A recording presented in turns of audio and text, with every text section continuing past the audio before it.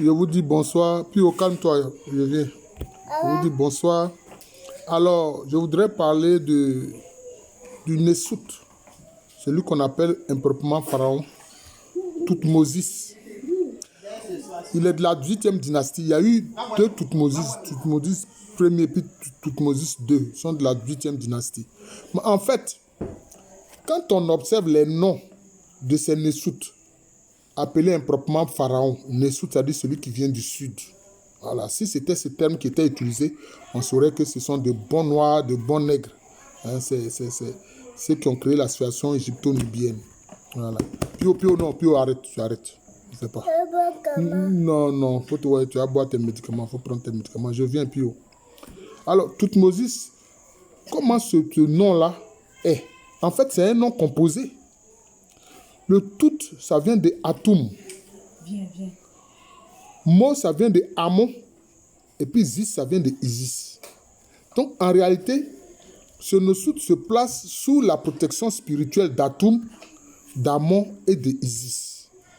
C'est ce qu'il faut comprendre en réalité. Atum, en réalité, Atum, bon, il y a des traductions, mais en fait, Atum renvoie à la puissance.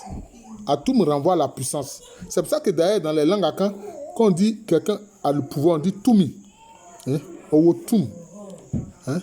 C'est pour ça d'ailleurs qu'aujourd'hui, les rois de la chantier qui se succèdent, leur nom est précédé toujours par Otumfo. Otumfo, c'est-à-dire celui qui est puissant, celui qui a du pouvoir.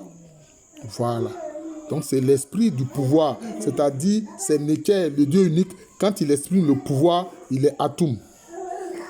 Maintenant, Amon, c'est quand il est invisible, quand il agit dans l'invisible. Voilà, il agit dans l'invisible. Et quand c'est comme ça, là, il agit de façon subtile. C'est-à-dire qu'il fait de très bonnes choses pour toi, qui est son dévot, qui est son adorateur, mais toi, tu ne vois pas. Parce qu'il le fait dans l'invisible. Et puis maintenant, Isis, ben voilà, vous savez, c'est la femme parfaite.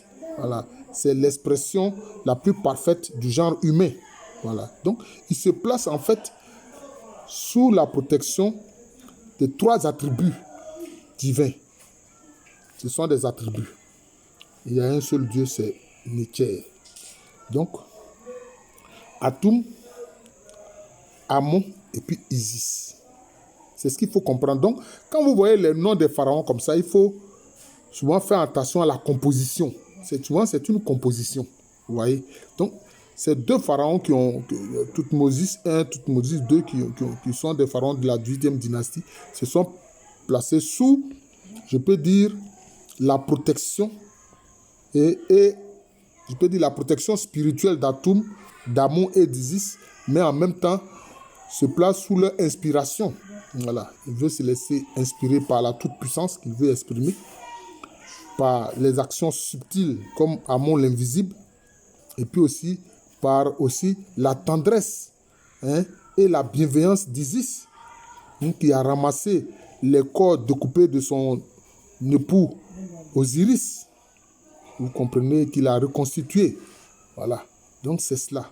Donc c'est là que vient justement le nom de ces 2 pharaons, Toutmosis Ier et puis Toutmosis II. Voilà.